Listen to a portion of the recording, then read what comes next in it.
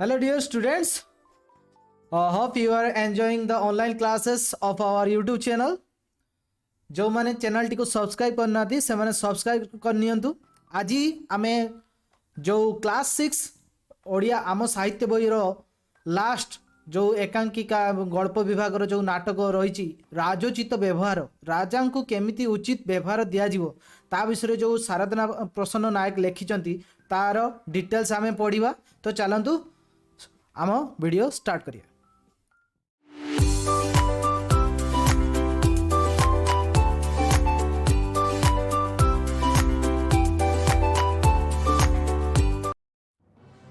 तो आपण मैंने देखते राजोचित व्यवहार जो टाइटल टी रही राजोचित राजोचित गोटे वर्ड या संधि विच्छेद कले राजा युक्त उचित आसीबो। तो राजा उचित व्यवहार तो राजा कौन उचित व्यवहार दुई राजा जिते बसवे तो भितर जो उचित व्यवहार रहा दरकार राजा भाया व्यवहार धरा जाऊ कौन राजा को बंदी करागला किंबा राजा को कौन सी जगह बंदी कराई रखा तो सही राजा भाया आचरण देखा एठी दर्शा जाठारे गोटे गप जो रियल फैक्ट अच्छी अलेक्जेंडर जी विश्व विजयी अलेक्जेंडर थिले एवं ओडिशार गोटे सुनामधन्य राज्य जो राजा पुरु तांको विरुद्ध जो अच्छी दी जन विषय वार्तालापटी रही से वार्तालापर लिखिं शारदा प्रसन्न नायक। जदि कवि परिचय आम देखा शारदा प्रसन्न नायक 1926 मसीह से जन्मग्रहण करते जन्म कटक होता से जड़े नाट्यकार भाव में सुपरिचित तांकर रचित सुना माटी परिषद लक्ष्मी पत्नी इत्यादि केतेक खंड नाटक से रचना करते से आगरू मध्य कटक आकाशवाणी और दूरदर्शन प्रयोजक अर्थात प्रोड्यूसर भाव में कार्य करी अवसर ग्रहण कर सारी। तो से जो लिखिं दुई जनकर मध्य वार्तालाप तो ये गोटे गोटे स्टेज शो कहले आम या अच्युत हम ना। तो स्टेज शो रे जमी डेस्क्रिप्शन दि जाए से सेमिति डेस्क्रिप्शन देकी कही।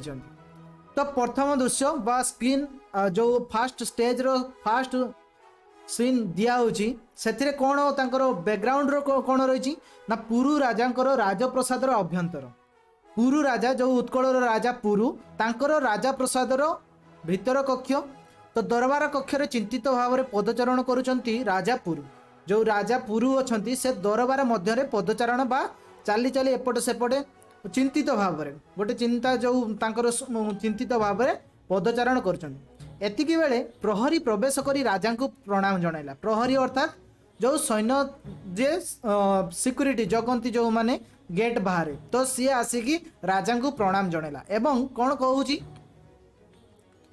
प्रहरी कहूची महाराज सेनापति आसिया बाहर अपेक्षा करिसंती। तो प्रहरी आसी कहूची महाराज सेनापति आसिया बाहर अपेक्षा करचंती। राजा पुरु कहउचंती भीतर को आसिया कह। प्रहरी पुणी थे प्रणाम जनाई किछि समय चलीगला एवं किछि समय पर प्रवेश कले सेनापति आसिले। तो प्रहरी चली जिबा परे सेनापति प्रवेश करचंती। पुरु कहउचंती संवाद कौन सेनापति। सेनापति कहउचंती ग्रीस राजा अलेक्जेंडर अति द्रुत गति आगे आसुचंती महाराज समग्र भारत को जय करबा तांकर इच्छा। आम देशर अनेक राज्यर राजा जनक पर जड़े परास्त होई तांकर अधीनता स्वीकार कर सारे।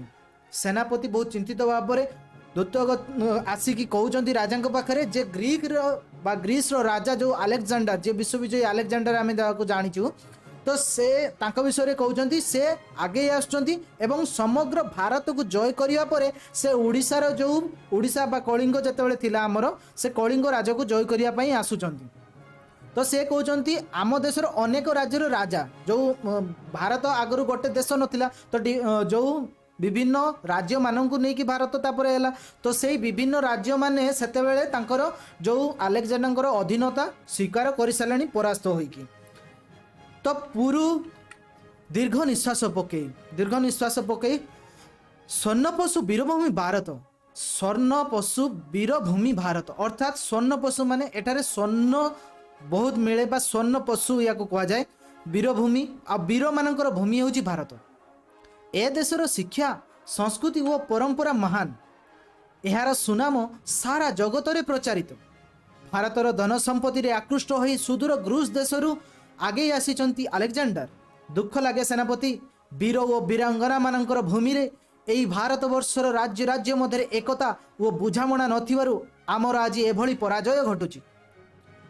ବିତସ୍ତା ଓ ବିପାଶା ନଦୀ ଦ୍ୱୟର ମଧ୍ୟବର୍ତ୍ତୀ ଅଞ୍ଚଳରେ ଆମର ସୈନ୍ୟମାନେ ରହିଛନ୍ତି।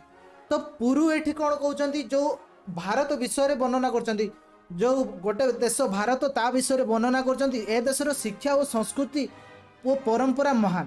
ତାର ସୁନାମ ସେ ଗ୍ରୀସ୍ ଦେଶରୁ ଶୁଣିକି ଯେଉଁ ଧନ ସମ୍ପତ୍ତିର ଆକୃଷ୍ଟ ହୋଇକି ଗ୍ରୀସ୍ ଦେଶରୁ ଆଗେଇ ଆସିଛନ୍ତି ଆଲେକ୍ଜାଣ୍ଡାର, ଯେ ସେ ବିଶ୍ୱ ବିଜୟ କରିବେ ଏବଂ ସେ ବିଶ୍ୱ ଭିତରେ ଯେଉଁ ଭାରତ ଦେଶ ଅଛି, ଭାରତ ଦେଶର ଯେଉଁ ଡିଫରେଣ୍ଟ ରାଜ୍ୟ ଅଛି ତାକୁ ସେ ଜୟ କରିବେ। ସେ ଦୁଃଖରେ କହୁଛନ୍ତି, ଦୁଃଖ ଲାଗେ ସେନାପତି, ବୀର ଓ ବୀରଙ୍ଗନା ମାନଙ୍କର ଭୂମି।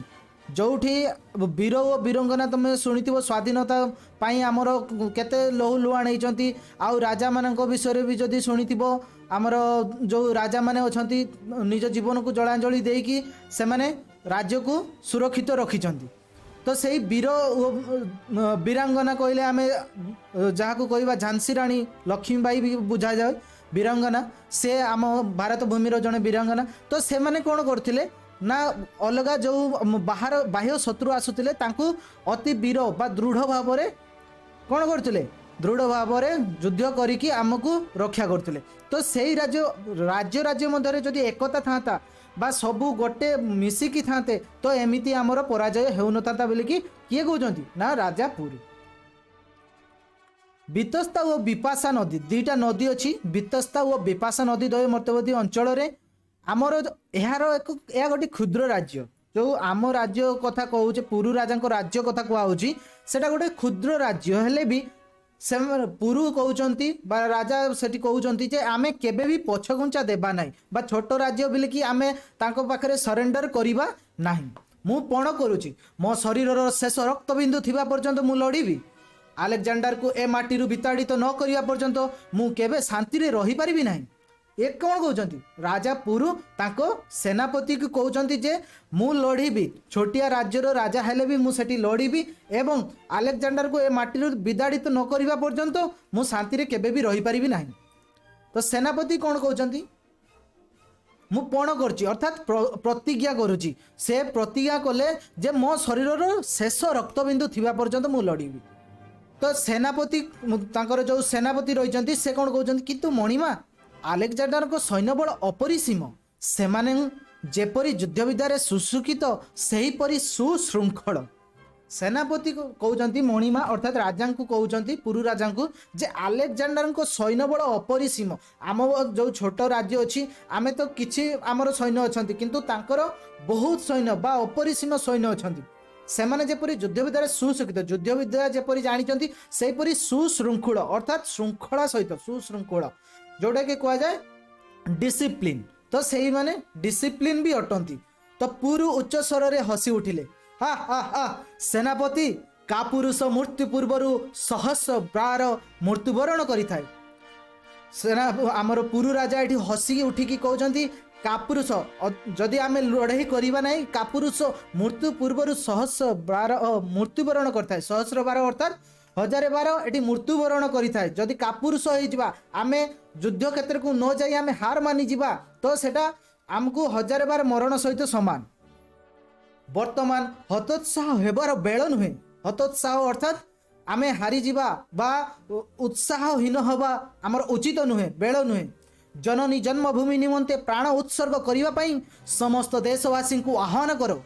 ସେ ତାଙ୍କର ଯେଉଁ ପ୍ରତିଜ୍ଞାରତ ହେଇ କହୁଛନ୍ତି ଯେ ଜନନୀ ଜନ୍ମଭୂମି ନିମନ୍ତେ ପ୍ରାଣ ଉତ୍ସର୍ଗ କରିବା ପାଇଁ ସମସ୍ତ ଦେଶବାସୀଙ୍କୁ ଆହ୍ୱାନ କର। ଅର୍ଥାତ୍ ଏଠି ପୁରୁ ରାଜାଙ୍କର ଯେଉଁ ରାଜ୍ୟବାସୀମାନଙ୍କୁ ଆହ୍ୱାନ ଦେଇତେ କହୁଛନ୍ତି ପୁରୁ ରାଜା ତାଙ୍କ ସେନାପତିକୁ, ଯେ ଜନନୀ ଜନ୍ମଭୂମି, ଯେଉଁ ମାଟି ବା ଯେଉଁ ଜନ୍ମଭୂମି ଆମକୁ ଜନ୍ମଗ୍ରହଣ ଦେଇକି ଏଠି ଆମକୁ ଲାଳନ ପାଳନ କରିଛନ୍ତି, ତାର ସୁରକ୍ଷା ନିମନ୍ତେ ପ୍ରାଣ ଉତ୍ସର୍ଗ କରିବା ପାଇଁ ଦେଶବାସୀଙ୍କୁ ଆହ୍ୱାନ କରାଯାଉ।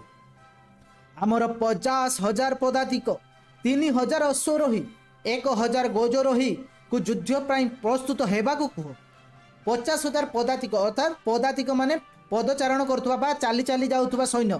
3,000 ଅଶ୍ୱାରୋହୀ, ଅଶ୍ଵ ଅର୍ଥାତ୍ ଅଶ୍ଵ ଏଠାରେ ଘୋଡ଼ା, ତ ଘୋଡ଼ା ଆରୋହୀ बा अश्व आरोही को अश्वारोही कुहाउची। तो 3000 जो घोड़ा आरोही सैन्य अछंती तांकू भी युद्ध ପାଇଁ प्रस्तुत करो। एवं 1000 जो गज आरोही अछंती, गज अर्थात एटार हाथी, हाथी मानको हाथी जो माने ऊपर बसंती तो तांकू कुआ जाए गजारोही। तो युद्ध ପାଇଁ प्रस्तुत हेबाकू को जाओ सेनापति विलंब करो नहीं।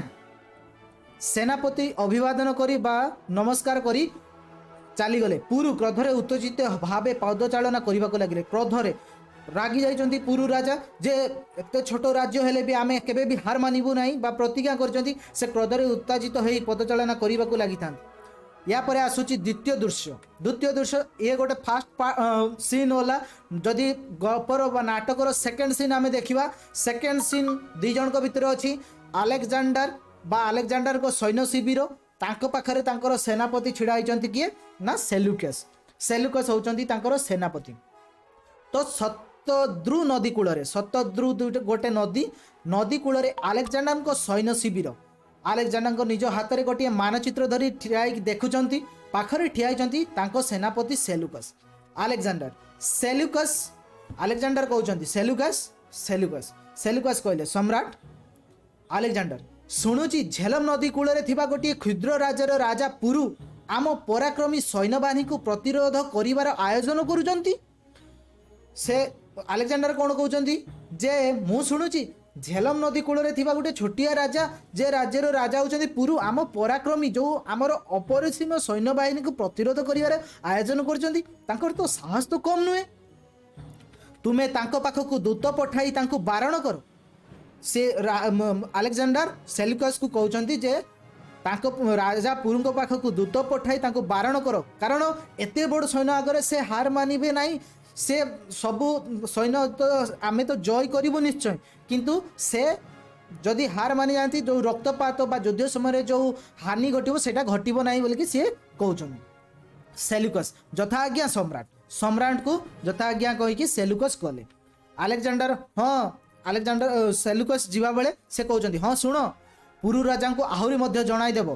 तांकर एक क्षुद्र राज्य को जय करदेले जे आमर अभियान शेष होई जिवो ताहा नुहे। से पुरु राजा को आहुरी कहबा पई कहउचंती जे तांकर जे ए छोट राज्य को जय करदेले जे आमर अभियान शेष होई जिवो ता नुहे। कारण से कोन करथिले ना समग्र विश्व को जय करिया नाकि अलेक्जेंडर बाहरथिले। तो समग्र भारतवर्ष को जय करिया हेउची आमर अभिप्राय। जदि पुरु राजा मो पाखरे आसी आत्मसमर्पण करंती तेबे आउ अजथा युद्ध ओ रक्तपात घटिबो नहीं, बरं आम विरुद्ध रे से युद्ध घोषणा करिथिबारु मु तांको क्षमा करिदेबी। यह कही सेल्यूकस चलीगले। अलेक्जेंडर दंबर सहित परिचालन करू करू मन को मन किछि कहिबाकू लागिले। तो पुरु राजा को से एथिपाई बारण करने सेल्यूकस को पठेले। नेक्स्ट अलेक्जेंडर कौन कहउचंती मोर बहु दिनर बासना आज पूर्ण होबाकू जाउची। सन्न पशु भारत भूमिर विषय रे पिला दिनरु केते कथा मु शुणिथिली। ए देश रे माटी रे सुना फळे, ए देश घिओ महुरे परिपूर्ण। आज एई महान देश मोर करगत हेबाकू जाउची। समग्र भारत को जय करी मु हेबी दिग्विजयी सम्राट। हा हा हा। तो अलेक्जेंडर तांको मने मने कहउचंती जे तांकर जो बहु दिनर स्वप्न बा बासना अच्छी ताकू से पूरण करने को आज पूरण होबार दिन आसी जाइए। स्वर्ण पशु अर्थात स्वर्ण युक्त जो भारत भूमि, एटारे जो स्वर्ण मिले स्वर्ण पशु भारत भूमि एवं तो स्वर्ण पशु भारत भूमि जो पिला दिनरू मु शुणिथिली एठारे माटी रे सुना फळे। सुना अर्थात माटी रे कहीं सुना फळांदी नाही।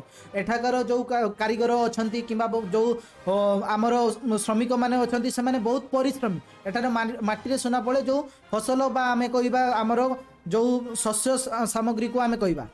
ए देश घिओ महुरे परिपूर्ण, कारण एठी सब बेले नेचर को बेसी भल पाती बा प्रकृति को बेसी भल पाती। से प्रकृति रे आमे घिओ महु सब करथाउ।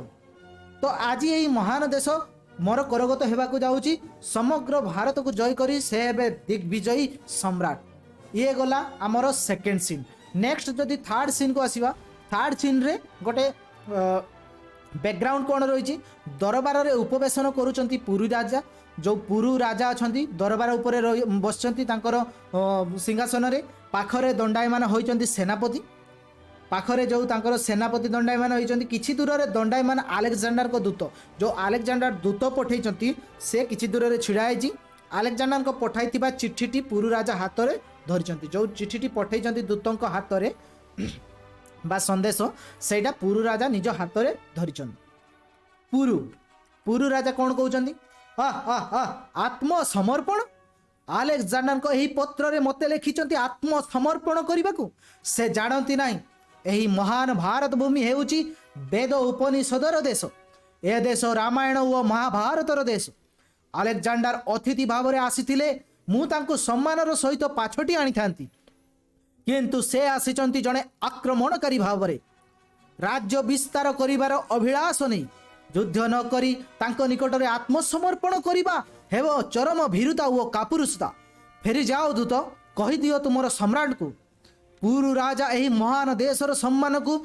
जड़े विदेशी आक्रमणकारी पाद तले लौटाई देबाकू चाहे नहीं युद्ध अवश्य हेबो पुरु राजा तार समस्त शक्ति प्रयोग करी आक्रमणर जवाब देव तो पुरु राजा कौन एठी कहउचंती जो आलेक्जेंडर कही पठे आत्मसमर्पण पाई तो सही आत्मसमर्पण कथा शुणी पुरु राजा हसी उठिचंती कहते आत्मसमर्पण करने को लिखिं से जानती ना जे ए महान भारत भूमि जो भारत देश अच्छी यह हूँ वेद उपनिषदर देश एटी रामायण महाभारत जो बड़ बड़ युद्ध रामायण और महाभारत युद्ध बड़ बड़ युद्ध एठार होती तो आलेक्जेंडर जदि अतिथि भाव में आसते से सम्मान कारण अतिथि देव भव भारत में जो संस्कृति अच्छी अतिथि देव भव माने अतिथि मानक एठी देवता भाया पूजार्चना करा जाए तो देवता भाया सम्मान दि जाए तो से कहते जदि भारत को से अतिथि भाव में आसते मुझे सम्मान सहित पाछटी आनी था किंतु से आसचंती जड़े आक्रमणकारी भाव में बा शत्रु हिसाब से तो राज्य विस्तार करिवार अभिलाष नहीं से आसचंती तो आमे समर्पण करिवा नहीं बा समर्पण करिवा चरम भीरुता और कापुरुषता जो भीरु आ कापुरुषन लक्षण होउची समर्पण करिवा जेते पर्यंत से प्रमिस कौन करचंती जेते पर्यंत मो देहर शेष बिंदु थिबो रक्तर शेष बिंदु थिबो सेते पर्यंत मु लढ़ीबी तो यह होउची वीरंकर गोटे जोटा कि कहती वीरर आभिजात्य को कह जाए वीर भलिया माने रहउचंती पुरु राजा तो युद्ध अवश्य हेबो पुरु राजा दूतों को कहले दूत तुम्हें फेरी जाओ एवं सम्राट को जन दियो दे युद्ध हम बा युद्ध आम टाळू ना युद्ध अवश्य हे पुरु राजा तार समस्त शक्ति प्रयोग करी आक्रमण जवाब दब दूत दूत कौन कहूँ थरे चिंता करंतु पुरुराज महावीर आलेक्जेंडर शक्तिशाली सैन्यबाहिनी आगरे आपण ठिया होई पारिबे नाही बरं आत्मसमर्पण करिबा बुद्धिमान कार्य हब दूत कहूँ पुरुराजा को जे महावीर आलेक्जेंडर तो शक्तिशाली सैन्यबाहिनी आगे आपण ठिया हो पारे ना तो आत्मसमर्पण कले जो अजथा रक्तपात बा हानि घटब ना सी दूत कहूँ पुरु तुम्हें जड़े सामान्य दूत उपदेश देवार अधिकार तुमर नहीं तो पुरु राजा प्रधानित होइकी दूत को कहते तुम जड़े सामान्य दूत तो उपदेश तुम देव ना तुमर कर्तव्य दूत मान कर्तव्य कौन जड़े राजा जहाँ संदेश देते से अलग राजा पाखे आसिकी कहब तो उपदेश देवा तो तार अधिकार ही नहीं सेनापति क्रोध उच्चरित जर्जरित हो सेनापति कहते यही दूतर दुस्साहस तो कम नुहे आदेश करंतु महाराज यही दूत को बांधी कारागार में निक्षेप करी सेनापति से आहरी क्रोध जर्जरित बा रागी कि कहते जे दूतर तो साहस कम नुहे तो सी राजा को आदेश मागुंट जदि आदेश करंतु महाराज जदि आपण कहे ए दूत को बांधी कारागार में निक्षेप करी पुरु राजा किंतु कहते ना सेनापति दूत केवल जड़े प्रतिनिधि तांको बंदी करबा आम देशर परंपरा विरोधी तांकर बाचालत को बरं क्षमा कर दियो जाओ युद्ध पाई प्रस्तुत हो जाओ तो ये पुरु राजा सेनापति को मना कर से कहते दूत को बाधिया दूत जड़े प्रतिनिधि हिसाब से आसती बंदी करबा आम देशर परंपरा विरोधी जदि आमे महाभारत को जीवा जेते दुर्योधन आउ पांडवों भितर जो युद्ध हवा पूर्वर श्रीकृष्ण आसते दूत हिसाब से बांधी कि आज यही असुविधा जहाँ होता तो सब तो तुम पड़ी तो से भाया तो दूत को ये गोटे सम्मानजनक दूत सी प्रतिनिधि हिसाब से आम कि करवा ना एवं यह आम देश विरोधी देशर परंपरा विरोधी दूत मु तेबे फेरी जाऊँ दूत कहूँ मु तेबे फेरी जाऊँ।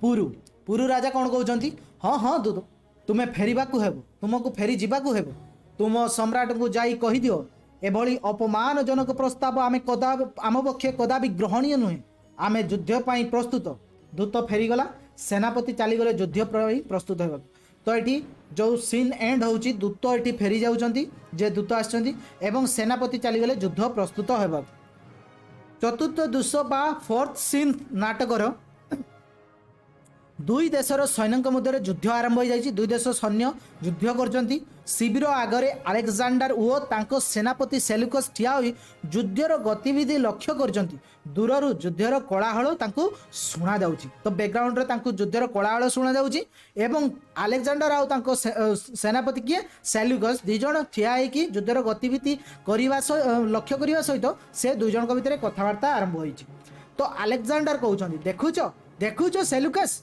पुरु राजांकर वीरत्व से दूररू जहाँ देखिकी कहते सेनापति को देखुच सेल्यूकस पुरु राजांकर वीरत्व गोटे क्षुद्र राज्यर राजा हेले मध्य साहसिकता और कौशलर सहित से किपरि सैन्य चालना करुचंती दक्षिण पार्श्वर थिबा आम घेर को भेद करी किभली वीर दर्परे तांको सैन्य माने माड़ी आछंती ओह लड़ुआ हाथी मानक पाद तले आम सैन्य माने किपरि दोली हो जाउचंती से अलेक्जेंडर पुरु राजांकर जो देखिकी एटी तांकर जो वीरत्व बा पुरु राजांकर जो कौशल बा चालाकीर केमिति साहसिकता सहित से तांकर सैन्य मानक एटी लड़ुचंती अलेक्जेंडर को सैन्य सहित सेटा देखिकी अलेक्जेंडर कहउचंती कागो तांकर सेनापति सेल्यूकस कहउचंती ताहाई देखुची सम्राट पुरुंको पाखरे बोधे आमको पराजय स्वीकार करने को पड़ो सी सेल्यूकस तांकर सेनापति कहउचंती ए जो हार रे सी वीर दर्परे माड़ी आसुचंती आमको पराजय स्वीकार करने को पड़ो अलेक्जेंडर कहउचंती चित्कार कले ना ना से कथा होई परिबो नाही आमको किछि गोटाए कौशल अवलंबन करने को हेबो अलेक्जेंडर तो से विश्व विजय करने पई बाहरी तो से चित्कार करी कहले से कथा हेई परिबोनी ना ना आमको किसी गोटे कौशल अवलंबन करने पड़ो बा किसी गोटे ट्रिक्स बा अवलंबन करने पड़ो सेल्यूकस की कौशल सम्राट सेल्यूकस राजा को पचार अलेक्जेंडर कहते काल विलंब न करी सैन्य मान निर्देश दियो से एथर शत्रु पक्षर हाथी मान को तीर और बर्छा प्रयोग करंतु जो से ट्रिक्स कौन आपणाउछंती देखंतु तो एठी अलेक्जेंडर कहउचंती आमर सेल्यूकस को देख आदेश कर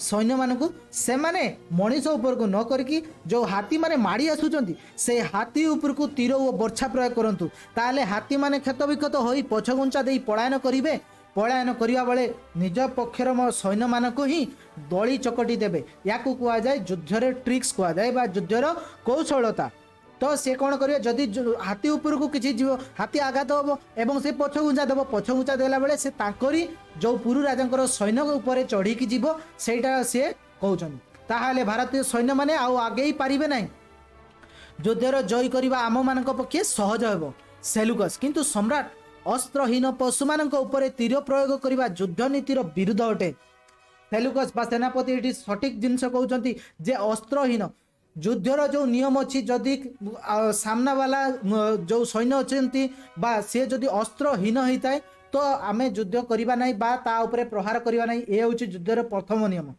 तो सही जो नियम एमाने किए ना अलेक्जेंडर जेहेतु से पूरा विश्व विजय करने चाहिए तांको गोटे निशा बा गोटे बासना चढ़ी जाइए मु राज्य सब जय करी तो तांको न्याय आउ अन्याय विचार देखा जाऊ नहीं तो सी कौन कहते युद्ध नीतिर विरुद्ध जावाई कहते एवं अस्त्रहीन पशु मान तीर प्रयोग करने कहते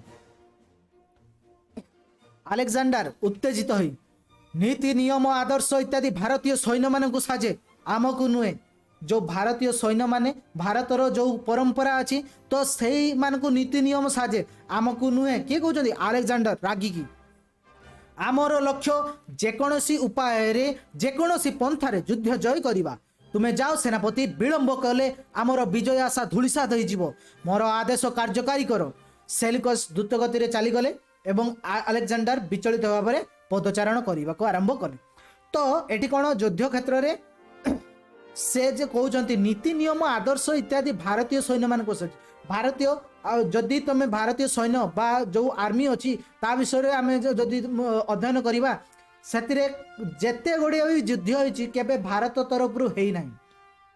तो भारत कौन तार संस्कृति और परंपरा बजाय रखी जे आमे फास्ट लड़वा ना बा फास्ट आम आड़ किसी अन्याय हम ना कहीं जदि आमको आघात करे तो आमे ताकू आघात करवा यही जो नीति बा अवलंबन अच्छी भारतीय सैन्य से नीति अलग कौन देश बा अलग कौन राज्य मान पाखे राजा मान पाखे नाला। तो सेटा कहते ए सबू नीति तो भारतीय मानकर आमर लक्ष्य जेमिति हो न्याय हो अन्याय हो तो जेकोसी पंथार आम युद्ध जय करिया से पठेदेले सेल्युकस को। सेल्युकस भी चलीगले एवं सैन्य मान कहले से शिविर आगे केवल पदचारण करने को लगिले। दूर खाली शुभु थाए जय महाराजा पुरुंकर जय जय महाराज पुरुंकर जय यही जो जय जय ध्वनि तांको शुणा लगे। अलेक्जेंडर दुई कान को हाथ में चापी धरी ना ना ए जय ध्वनि मु सही पारिबी ना यह मो पाई असह्य आमको जेकोसी उपाय जय करने को हेबो जेकोसी उपाय जय करने को हेबो। तो यही जो अलेक्जेंडर पुरु राजा जय जय ध्वनि शुणी न पारी से दुई कान चापी धरी से कहवाक लगिले जे आमको जय करने को हेबो। दूर रे कोलाहल बढ़ीगला क्रमे क्रमे पुरु राजा जय ध्वनि नीरव हो आसला। दूर रे कोलाहल बा जो हाथी चकटी जीवार जो कोलाहल सेटा बढ़िबा को लागला एवं पुरु राजा जय जय ध्वनि आसुतला सेटा आस्ते आस्ते नीरव हो आसला एवं शुणी गला नहीं।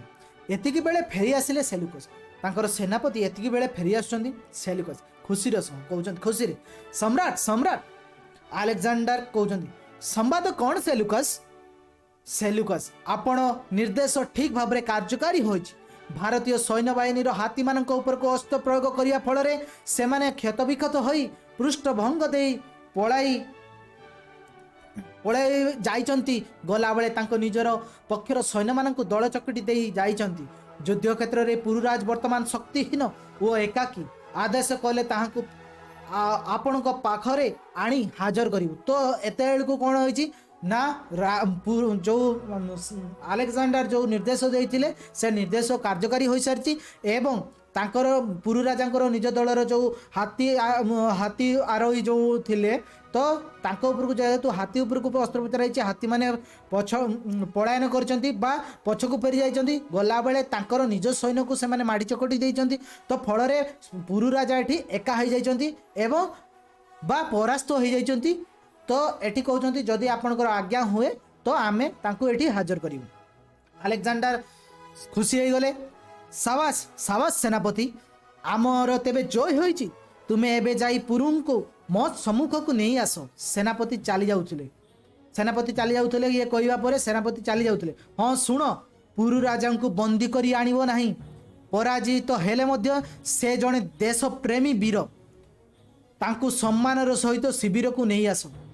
से चली जाउथिले बंदी करके आनिया पई किंतु पुरु राजा को बंदी न करिया पई आदेश किए देले अलेक्जेंडर। कारण अलेक्जेंडर जानी थिले जे जेतेले भी से छलना करके युद्ध जीति तो से जड़े प्रकृत में देशप्रेमी वीर तो तांको सम्मानर सहित नापी नहीं आसवाई कहले। तो शेष दृश्य बा लास्ट सीन ये हूँ कौन शिविर मध्य गोटे आसन उपर बसी अलेक्जेंडर अलेक्जेंडर जो आसन तांकर अच्छी सेठी सी बस दुई पाखे ठिया होती दुई जन प्रहरी दुई पाखे दुई जन प्रहरी ठिया होती। यही समय सेल्युकस सांगरे प्रवेश कले पुरु को लेकिन किए आसिले तांकर सेनापति अलेक्जेंडर। अलेक्जेंडर कहते पुरुराज युद्ध पूर्व आत्मसमर्पण करने को मु दूत हाथ में खबर पठाई आपण मो प्रस्ताव को ग्रहण न करी दूत को फेराई देते आज किंतु आपण पराजित मो निकट में बंदी पुरु राजा को किए कहूँ ना अलेक्जेंडर कहते जे आपण को मु दूत पठाई जे आपण को युद्ध न करने आपणकर किंतु वीरत्व देखे आपण युद्ध करने चाहिए किंतु आज आपण कौन पराजित एवं मो निकट में बंदी पुरु कहते पराजय को मु स्वीकार करुच्ची। अलेक्जेंडर एबे कहतु मो ठारू आपण की प्रकार व्यवहार आशा करुचंती। तो बंदी होगा पर कौन करा जाए बंदी होगा पर जन को ତାଙ୍କ କାରାଗାରରେ ରଖାଯାଏ ବା ହୀନ ବ୍ୟବହାର କରାଯାଏ। ତ ଆଲେକଜାଣ୍ଡାର ଏଠି ପୁରୁ ରାଜାଙ୍କୁ ପଚାରୁଛନ୍ତି, ଏବେ କୁହନ୍ତୁ ଆପଣ ମୋ ଠାରୁ କି ପ୍ରକାର ବ୍ୟବହାର ଆଶା କରୁଛନ୍ତି? ପୁରୁ ରାଜା, ମୁଁ ପରାଜିତ ହେଲେ ମଧ୍ୟ ଗୋଟିଏ ସ୍ୱାଧୀନ ରାଜ୍ୟର ନରପତି। ମୁଁ ପରାଜିତ ହେଇପାରେ କିନ୍ତୁ ଗୋଟେ ସ୍ୱାଧୀନ ରାଜ୍ୟର ମୁଁ ରାଜା, ନରପତି ଅର୍ଥାତ୍ ନରମାନଙ୍କର ପତି ଏଠି ରାଜା କୁହାଯାଏ। ତେଣୁ ମୁଁ ଚାହେଁ ରାଜୋଚିତ ବ୍ୟବହାର, ରାଜାଙ୍କ ଉଚିତ ବଳିଆ ବ୍ୟବହାର ମୁଁ ଚାହେଁ। ଆଲେକଜାଣ୍ଡାର ପଚାରୁଛନ୍ତି ଅର୍ଥାତ୍ ରାଜୋଚିତ ବ୍ୟବହାର ମାନେ ଅର୍ଥାତ୍ କ'ଣ? ପୁରୁ ରାଜା କହୁଛନ୍ତି ଜଣେ ରାଜା ଆଉ ଜଣେ ରାଜା ପ୍ରତି ଯେଉଁ ପ୍ରକାର ବ୍ୟବହାର ପ୍ରଦର୍ଶନ କରିବା ଉଚିତ ମୁଁ ଆପଣଙ୍କ ଠାରୁ ସେଇଭଳିଆ ବ୍ୟବହାର ଆଶା କରେ। ତ ଏଇଠି ସିଏ କହୁଛନ୍ତି ତ ରାଜୋଚିତ ବ୍ୟବହାର ମାନେ ଜଣେ ରାଜା ଆଉ ଜଣେ ରାଜାଙ୍କୁ କିଭଳି ବ୍ୟବହାର କରେ, ଦୁଇ ଜଣଙ୍କ ଯେତେବେଳେ ଭେଟଘାଟ ହୁଏ ବା ସେମାନେ ଯେମିତି ବ୍ୟବହାର କରନ୍ତି, ଆଲିଙ୍ଗନ କରନ୍ତି କିମ୍ବା ତାଙ୍କର ମନରେ ଉତ୍ସାହ ଥାଏ କି ଆଉ କିଛି ଖୁସିର ମାହୋଲ ଥାଏ, ତ ସେଇଭଳିଆ ରାଜୋଚିତ ବ୍ୟବହାର ସିଏ ଚାହୁଁଛନ୍ତି। ଆଲେକଜାଣ୍ଡାର ନିଜ ଆସନରୁ ଉଠି ପଡ଼ି, ନିଜ ଆସନରେ ଯେଉଁ ବସିଥିଲେ ତାଙ୍କର ସିଂହାସନରେ ସିଏ ଉଠି ପଡ଼ି କହିଲେ, ଧନ୍ୟ ଧନ୍ୟ ପୁରୁରାଜ, ଆପଣ ପ୍ରକୃତରେ ହେଉଛନ୍ତି ଭାରତ ମାଟିର ବୀର ସନ୍ତାନ। ଆଜି ମୁଁ ଅନୁଭବ କରୁଛି ଯେ ସୁଜଳା ସୁଫଳା ଶସ୍ୟ ଶ୍ୟାମଳା ଭାରତବର୍ଷ ପ୍ରକୃତରେ ବୀରମାନଙ୍କର ଲୀଳାଭୂମି। ପରାଜିତ ହେଲେ ମଧ୍ୟ ଆପଣଙ୍କର ମନୋବଳ ଦୃଢ଼ ରହିଛି। ଆପଣ ଆଜିଠାରୁ ହେଲେ ମୋର ବନ୍ଧୁ। ତ ଆଲେକଜାଣ୍ଡାର ଏଇ ଯେଉଁ ପୁରୁ ରାଜାଙ୍କର କଥାରେ ଖୁସି ହେଇ ତ ଉଠି ପଡ଼ିଲେ ନିଜ ଆସନରୁ ଏବଂ ସେ କହୁଛନ୍ତି ଆପଣ ହେଉଛନ୍ତି ପ୍ରକୃତ ହେଉଛନ୍ତି ବୀର, ଭାରତ ମାଟିର ବୀର ସନ୍ତାନ। ତ ଆଜି ସେ ଅନୁଭବ କରୁଛନ୍ତି ଯେଉଁ ସୁଜଳା ସୁଫଳା ଶସ୍ୟ ଶ୍ୟାମଳା ଯେଉଁ ଭାରତବର୍ଷ କୁହାଯାଏ, ସୁଜଳା ସୁଫଳା ଶସ୍ୟ ଶ୍ୟାମଳା। ସୁଜଳା ଅର୍ଥାତ୍ ଜଳ ଏଠାରେ ପ୍ରଚୁର ପରିମାଣରେ ଭଲ ଜଳ ମିଳେ। ସୁଫଳା ଅର୍ଥାତ୍ ଫଳ ବା ଯେଉଁ ଫଳ ଅଛି ଏଠି ସବୁ ଭଲ ଫଳ, ସୁଫଳା। ଶସ୍ୟ ଶ୍ୟାମଳା, ଶସ୍ୟ ଶ୍ୟାମଳା ମାନେ ଶସ୍ୟ ଆଉ ଶ୍ୟାମଳ ବନ। ଏଠି ଯଦି ଭାରତ ଦେଶକୁ ଆମେ ଦେଖିବା ଅଲଗା ଦେଶ ଅପେକ୍ଷା ଭାରତ ଦେଶର ଶସ୍ୟ ଶ୍ୟାମଳା ବା ନେଚର୍ସ ବହୁତ ମାତ୍ରାରେ ଅଛି ବା ନେଚର୍ସ ଗୋଟେ ଭଲ ଜିନିଷ ଅଛି। ଏଠାରେ ବହୁତ ପ୍ରକାର ଫଳ ଶସ୍ୟ ଇଏ ସବୁ ମିଳେ। ତ ସେଇଟା ସିଏ କହୁଛନ୍ତି ତ ଏଇ ଯେଉଁ ଭାରତବର୍ଷ ବୀରମାନଙ୍କର ଲଢ଼, ପରାଜିତ ହେଲେ ମଧ୍ୟ ଆପଣଙ୍କର ମନୋବଳ ଦୃଢ଼ ରହିଛି। ମନରେ ଆପଣ ହାରିନାହାନ୍ତି, ପରାଜିତ ହୁଏ ତ ଆପଣ ମୁଁ ଛଳନା ବଳରେ ପରାଜିତ ହେଇଥାଇପାରେ କିନ୍ତୁ ତାଙ୍କର ମନୋବଳ ଯେମିତି ହେବା କଥା ସେମିତି ଦୃଢ଼ ରହିଛି। ତ ଏଇଠି ଆଲେକଜାଣ୍ଡାର କହୁଛନ୍ତି ଆପଣ ହେଉଛନ୍ତି ମୋର ବନ୍ଧୁ। ସେଲୁକସ୍ ସମ୍ରାଟ ଆଲେକଜାଣ୍ଡାର, ମୋର ବନ୍ଧୁ ପୁରୁଙ୍କୁ ରାଜ୍ୟ ତାଙ୍କର ଫେରାଇ ଦିଅ, ସମ୍ମାନର ସହିତ ତାଙ୍କୁ ନେଇ ତାଙ୍କ ଶିବିରରେ ପହଞ୍ଚାଇ ଦିଅ। ଆଲେକଜାଣ୍ଡାରଙ୍କ ଏଠି ମନ ପରିବର୍ତ୍ତନ ହୋଇଛି। ସେ ପୁରୁ ରାଜାଙ୍କର ବୀରତ୍ୱରେ ପ୍ରସନ୍ନ ହୋଇ ପୁଣି ତାଙ୍କୁ ବନ୍ଧୁ ହିସାବରେ କହିଛନ୍ତି, ସ୍ୱୀକାର କରିଛନ୍ତି ଏବଂ ତାଙ୍କର ସେନାପତିକୁ କହୁଛନ୍ତି ଯେ ତାଙ୍କ ରାଜ୍ୟ ତାଙ୍କୁ ଫେରାଇ ଦିଅ ଏବଂ ତାଙ୍କର ଶିବିରରେ ସସମ୍ମାନର ସହିତ ତାଙ୍କୁ ନେଇକି ପହଞ୍ଚାଇ ଦିଅ। ପୁରୁ କିନ୍ତୁ କ'ଣ କରିଛନ୍ତି? ପୁରୁ ମହାବୀର ଆଲେକଜାଣ୍ଡାର କ'ଣ ମୋ ପ୍ରତି ଦୟା କରୁଛନ୍ତି? ସେ କହୁଛନ୍ତି ମହାବୀର ଆଲେକଜାଣ୍ଡାର କ'ଣ ମୋ ପ୍ରତି ଦୟା କରୁଛନ୍ତି ଯେ ମୁଁ ହାରି ଯାଇଛି ବୋଲିକି ମୋ ପ୍ରତି ମୁଁ ପରାଜୟ ହୋଇଛି ମୋ ପ୍ରତି ଦୟା କରୁଛନ୍ତି? ଆଲେକଜାଣ୍ଡାର କହୁଛନ୍ତି ନା ନା ପୁରୁରାଜ, ଆପଣ ସେଭଳି ଜମା ବି ଭାବନ୍ତୁ ନାହିଁ। ମୋତେ ଆଉ ଲଜ୍ଜା ଦିଅନ୍ତୁ ନାହିଁ। ମୁଁ ମୋର ଗର୍ବ ଓ ଅହଙ୍କାରର ଉତ୍ତର ପାଇସାରିଛି। ସେ କ'ଣ କହୁଛନ୍ତି? ଯେଉଁ ମୁଁ ଏଠାରେ ଯେଉଁ ଆସିଥିଲି ରାଜ୍ୟ ଜୟ କରିବା ନାଗି ଯେଉଁ ନିଶା ବାସ୍ନା ଥିଲା ମୋ ପାଖରେ, ଲୋଭ ଥିଲା, ସେଇ ଗର୍ବ ଓ ଅହଙ୍କାର ମୁଁ ପାଇସାରିଛି। ଯେଉଁ ଛଳନା ଦ୍ୱାରା ମୁଁ ଇଏ କରିଛି, ଆପଣଙ୍କର ଏଇ ଯେଉଁ ବୀରତ୍ୱ, ଆପଣଙ୍କର ଯେଉଁ ମନୋବଳ ଦେଖିକି ମୁଁ ସେଗୁଡ଼ା ସବୁ ବୁଝିପାରିଛି ଏବଂ ମୁଁ ଲଜ୍ଜା ଅନୁଭବ କରୁଛି ଯେ ମୋର ଗର୍ବ ଓ ଅହଙ୍କାର ଥିବାରୁ ମୁଁ ଏଇ ସବୁ କାମ କରିଛି। ତ ସେଇଥିପାଇଁ ଆପଣ ଏଭଳି ଭାବନ୍ତୁ ନାହିଁ ଯେ ମୁଁ ଆପଣଙ୍କୁ ଦୟା କରୁଛି। ଆପଣଙ୍କ ରାଜ୍ୟ ଆପଣ ନିଅନ୍ତୁ ଆଉ ସସମାନେ ରୁହନ୍ତୁ। ସେଲୁକସ୍ ଏ କ'ଣ କହୁଛନ୍ତି? ସମ୍ରାଟ, ସମଗ୍ର ହିନ୍ଦୁସ୍ତାନ ଉପରେ ଜୟ ପତାକା ଉଡ଼େଇବାର ଯେ ଆମର ଇଚ୍ଛା। ସେଲୁକସ୍ ବା ସେନାପତି ତାଙ୍କର କହୁଛନ୍ତି ଏ କ'ଣ କରୁଛନ୍ତି ସମ୍ରାଟ? ଯେ ଆପଣ ତ କହିଥିଲେ ଯେ ମୁଁ ସାରା ଭାରତ ବିଜୟ ହେବି ବା ସାରା ଭାରତକୁ ବିଜୟ କରିକି ଜୟ ପତାକା ଉଡ଼ାଇବା ମୋର ଯେଉଁ ଇଚ୍ଛା ଥିଲା। ତ ସିଏ ସେଲୁକସ୍ କହୁଛନ୍ତି, ଆଲେକଜାଣ୍ଡାର କିନ୍ତୁ କହୁଛନ୍ତି ସେ ଇଚ୍ଛାକୁ ପରିତ୍ୟାଗ କର ସେନାପତି। ଏହି ବୀରଭୂମିରେ ଆଉ ପାଦେ ହେଲେ ଅଗ୍ରସର ହେବା ମୋ ପକ୍ଷେ ଉଚିତ ହେବ ନାହିଁ। ଆମେ ଏବେ ଫେରିଯିବା ଆମ ଦେଶକୁ। ଯାଆନ୍ତୁ ବନ୍ଧୁ ପୁରୁରାଜ, ଆପଣ ନିଜର ଏହି ବୀରତ୍ୱ, ସାହସିକତା ଓ ଦେଶଭକ୍ତି ପାଇଁ କାଳେ କାଳେ ସ୍ମରଣୀୟ ହୋଇ ରହିବେ। ଆପଣଙ୍କ ନିକଟରେ ମୁଁ ମୋର ଶ୍ରଦ୍ଧା ଓ ସମ୍ମାନ ଜଣାଉଅଛି। ତ तो आलेक्जांडर एठी निजको परिताप करचंती जे से जो तांकर लोभ वासना अहंकार थिला से गर्व थिला से तांकर एठी परिताप करचंती से कहउचंती जे से इच्छा जो समग्र भारतवर्ष को जय करिवार जो इच्छा थिला ताकू तमे परित्याग कर सेनापति मु आउ तिळे मात्रे आगेबाकू मोर इच्छा नाही बा अग्रसर होबा पई मो पखे उचित हेबो नाही कारण एई जो भारतवर्ष एते वीरत्व साहसिकता और देशभक्ति अच्छी एठारे मु आउ तिले मात्रे आगे भी नहीं जातु बंधु बंधु पुरुराज को से बंधु करचंती तो कहले जातु बंधु आपणकर ये जो वीरत्व साहसिकता देशभक्ति काले काले स्मरणीय होई रहिबो बा एई जिनसटा समस्ते मन रखिए तो या होची शेष बा या परे मंच अंधकार होई आसिला तो एई जो जिनिस बा नाटकटी खंडे अछि तो एई नाटक रे आमे कोन जानलु जे आम देश बा आमर जो भारतवर्ष अच्छी आम भारतवर्षर जो वीर माने थिले से माने केते वीर साहसिकता सहित निज शत्रु को लड़ुले एवं आलेक्जांडर भलिया जो विश्व विजयी आलेक्जांडर जहाँ को कहला से तांकर जो गर्व अहंकार को से क्षुण्ण करथिले गोटे क्षुद्र राज्यर राजा तो यही गपरे आमे बहुत किसी शिखिले तो आशा करे आपण समस्त को बहुत बढ़िया लगी ये गप बा ये नाटक जो रूपांतरित होइछि तो जदि आपण को एइत्रे किछि भी डाउट्स अछि पिला माने जदि किछि भी डाउट्स अछि तो कमेंट करबा को पछेबो नाही समस्त कमेंट दबो एवं याकू लाइक शेयर एंड सब्सक्राइब करियो तो थैंक यू।